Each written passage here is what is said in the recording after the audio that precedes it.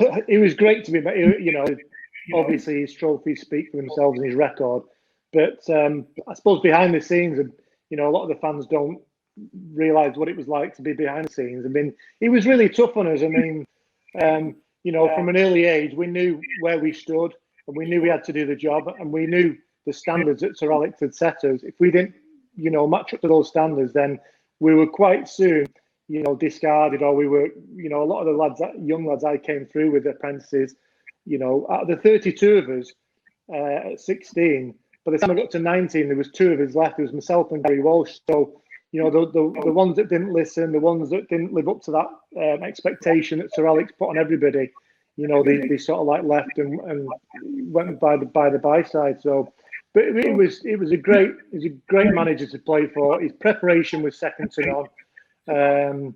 We knew a lot about the European when we played in the Cup Winners' Cup in '91. We knew a hell of a lot about the opposition through Sir Alex's scouts and videos he'd watched, and he'd tell us a little bit about each player. And that little attention to detail was something that you took into games, and it would help you a little bit. That's great. And still, even though, like you said, you had to raise your game and meet the standards, even then, there was still a lot of competition for places. I mean, obviously, you playing defence, you had Clayton Blackmore, you had Dennis Irwin coming in, Paul Parker, people like that. Do you think that helped you raise your game and become a better footballer just by having that competition? You get that? I did, yeah. You had to be, you had to raise your game, and you knew that if you did get a chance, I mean, as a young lad, you were sort of like put into the team, then you were taken out.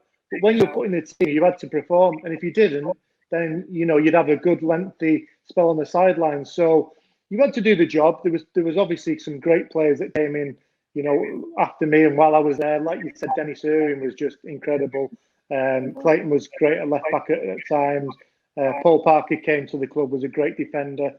So all those players were pushing you all the time. So you know, you knew you had to perform at the top of your game, otherwise you were gone.